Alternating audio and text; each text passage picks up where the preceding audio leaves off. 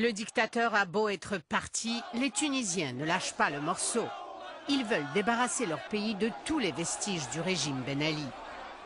D'un bout à l'autre de la Tunisie, des manifestants ne cessent de réclamer qu'on fasse du passé table rase. Parmi eux, depuis le début de cette révolution qui a surpris le monde entier, des milliers et des milliers de jeunes. La génération Ben Ali, celle qui n'a rien connu d'autre que cette dictature qui a duré 23 ans.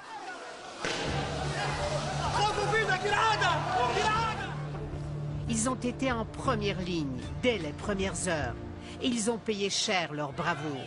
Le dernier bilan provisoire, plus de 200 morts. Parmi eux, une écrasante majorité de jeunes. Devant le théâtre municipal à Tunis, une vigile commémore leur sacrifice.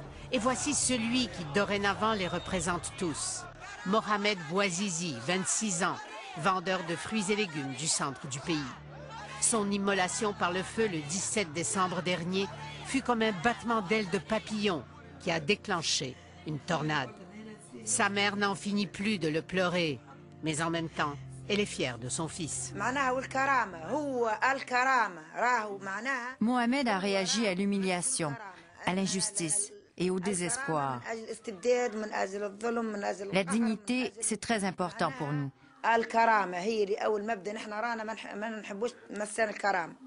Ce n'est pas étonnant qu'il soit devenu un martyr et un exemple pour les autres jeunes qui vivent les mêmes problèmes. Dans sa chambre, Leila nous montre ce qui lui reste de son grand frère. C'est une photo de Mohamed dans le cadre d'identité. Afin d'aider à payer les études de Leila et de deux autres sœurs, Mohamed avait abandonné l'université pour devenir vendeur ambulant dans la ville de Sidi Bouzid. Mais il n'a jamais réussi à obtenir le permis exigé. Il se faisait donc harceler par les autorités. Le 17 décembre, ce fut une fois de trop. Giflé par une policière, sa balance confisquée, il essaie de se plaindre au gouverneur local. Face à une fin de non-recevoir, désespéré, il achète un bidon d'essence, actionne un briquet. Il a eu un choc. Il a subi des pressions. Il a été insulté par cette policière. Elle l'a giflé et humilié devant les autres. Lui, tout ce qu'il voulait, c'était de gagner sa vie de façon honorable. Comme dans toutes les villes de Tunisie, au centre de Sidi Bouzid, un immense chiffre 7 rappelle l'arrivée au pouvoir de Ben Ali. C'était un 7 novembre 1987. Transformé en un monument à la gloire de Mohamed Bouazizi, il sert de lieu de ralliement des manifestations quotidiennes. À notre hôpital, enregistré le samedi 8 décès, le dimanche 12 décès, le lundi 15 décès. À une centaine de kilomètres de Sidi Bouzid, à l'hôpital général de la ville de Kasserine, le chef du département de réanimation est formel. La grande majorité des 80 morts qu'il a vus ont été tués par balle et ils avaient entre 24 et 27 ans. Je te jure qu'il y a au minimum 70% de chômeurs ici. C'est une catastrophe. Les jeunes ici, voilà, ils disent pourquoi on vit, pourquoi on vit. Avec le docteur Kari, nous partons à la recherche des blessés qui restent encore à l'hôpital. Ici, la salle en est pleine. Kaïs a 20 ans. Étudiant à l'université, il venait de rentrer chez ses parents, incapable de payer la résidence universitaire plus longtemps. Il a vu une manifestation. Désespéré, il s'est joint aux manifestants. Il a été blessé aux deux jambes. Tu n'as pas eu peur? Non, jamais. Parce que vraiment, c'était une catastrophe. C'est la mort. Mourir, c'est mieux de vivre. Mourir, c'est mieux de vivre dans ces conditions. Kaïs a deux frères et une sœur. Ils ont tous des diplômes universitaires et tous sont sans travail.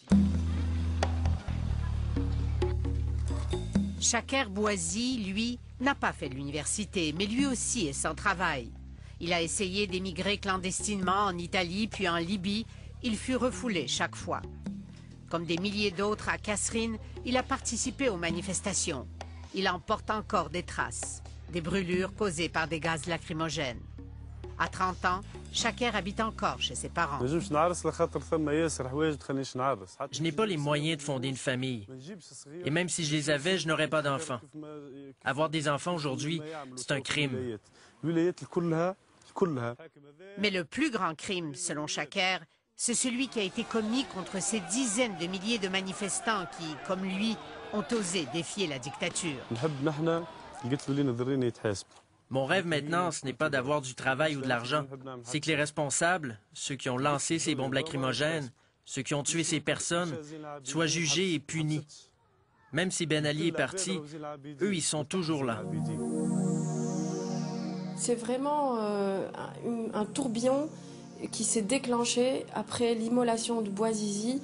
Et c'est seulement maintenant, il y a quelques jours, qu'on prend assez de recul pour comprendre ce qui est arrivé, ce qui nous arrive et ce qui va arriver après. Comme plusieurs, cette mère célibataire d'une petite fille de 7 ans n'arrive pas à croire tout à fait à ce qui vient d'arriver à son pays. Le départ du dictateur, rêve ou réalité? C'était une joie qui n'était comme un enfant qui est traumatisé et qui a un grand traumatisme et il a tout d'un coup un bonheur dans sa vie. Il n'arrive pas à être vraiment heureux complètement parce qu'il est traumatisé. Il a peur encore. C'est une peur qui est là. Une peur qui est là parce que nous faisons partie d'une jeunesse qui a été frappée dans les commissariats, qui a été humiliée dans la rue, qui a été insultée, qui a été violentée.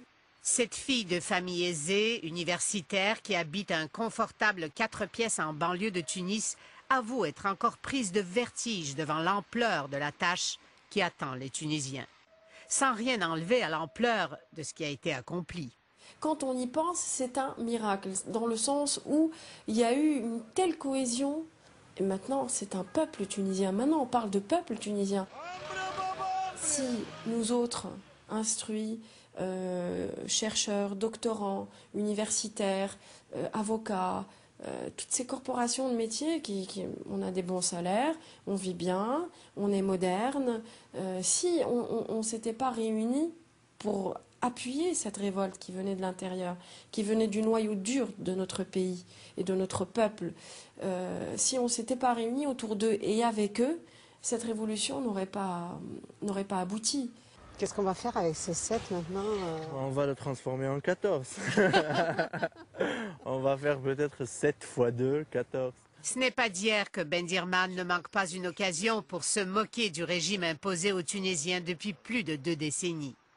Le 7, symbole de la dictature, deviendra un 14, symbole de sa chute, comme dans 14 janvier, jour où Ben Ali a quitté le pays. Tenir le flambeau de la révolution, ces jeunes. Dans le métro parisien. Interdit de spectacle en Tunisie, mais déjà célèbre dans la diaspora, en France autant qu'au Québec, ce jeune Brassens tunisien a aussi tout un fan club dans son pays, grâce à l'Internet.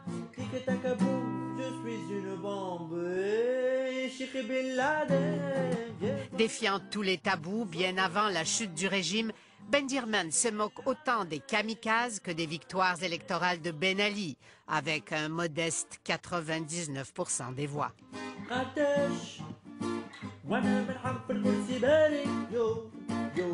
On se dit, voilà, on a une manifestation, il faut arracher quelque chose de légal. Donc voilà, l'UGTT, qui est le syndicat national, organise un sit-in. Voilà, on y va, on pousse les choses. Le lendemain, on est allé la première manif à Tunis, on était 80 personnes, 70 personnes maximum. Après 2 jours, c'était une manif de 300-400 personnes. Et voilà, c'était le boom après. Et moi, jusqu'à maintenant, j'y crois pas, parce que c'est vrai, parce que personne n'y croit. On est comme dans un film.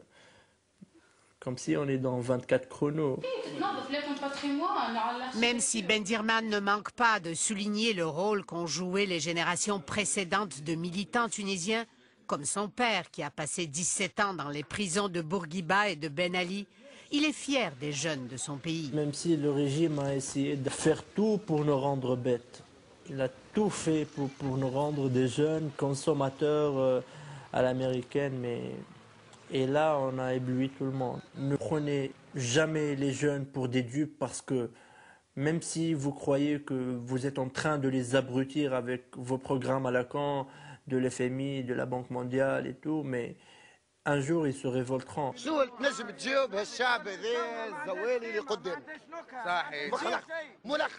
Entouré d'une foule, Slima Mamou, 32 ans, vient tout juste d'être nommé secrétaire d'État à la jeunesse et au sport dans le nouveau gouvernement tunisien. Emprisonné pour son activisme en faveur de l'Internet libre, il est devenu une vedette avant même de passer presque directement de sa cellule au Conseil des ministres. Aujourd'hui, il ne peut pas faire 2 pas sans se faire invectiver. Moi, je suis content que les gens parlent. Vous voyez, c'est bien et il faut continuer comme ça. Moi, je trouve que c'est ça la démocratie. Et voilà. Il dit ça. Maintenant, il dit ça. C'est le seul ministre jeune. On veut tout l'État des jeunes. Sans doute, c'est aussi par souci de démocratie que Slim met sur Twitter le contenu du Conseil des ministres. Pour le jeune secrétaire d'État, le rôle des internautes a été essentiel dans la révolution tunisienne. Je pense qu'en parlant eux et en disant tout haut ce qui n'était pas dissible avant, ils ont fait changer les mentalités et en fin de compte, ça s'est soldé par 20 000 personnes dans la rue et qui ont fait tomber Ben Ali. Et voilà un des milliers d'internautes et de blogueurs à qui Ben Ali doit sa chute. Haitham, 30 ans. C'est ça en fait la révolution tunisienne, c'est-à-dire qu'il y a eu une première révolution qui a été celle des gens qui n'ont plus peur de la police, parce que c'était ça l'instrument de pouvoir de Ben Ali. Il y a eu des gens qui n'avaient plus peur de la répression, qui n'avaient plus peur des balles, ni de la torture, ni de la prison, ni de rien du tout. Et il y a eu en même temps des gens qui n'avaient plus peur de diffuser, de partager, de commenter, etc. Parce que même cette peur-là, elle a existé. Vous savez, les internautes qui diffusaient du contenu sur Internet, il y en a qui ont reçu des menaces de mort. Lui-même a dû se cacher pour déjouer la police qui est venue le chercher dans la maison paternelle, ce qui lui a permis de jouer un rôle actif dans la révolution. Ce qu'on a fait, c'est pas uniquement de médiatiser les événements, mais c'est d'aider les gens aussi. Vous savez, on a relayé la position des snipers sur Twitter. Donc on a gagné des vies.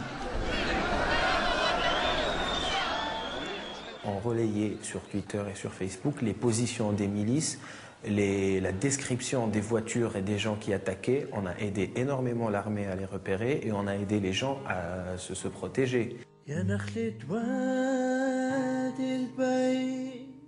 Facebook, Twitter, chansons interdites qu'on partage au risque d'être arrêté, mais surtout solidarité et courage. Cette génération de jeunes Tunisiens restera un exemple pour le monde entier.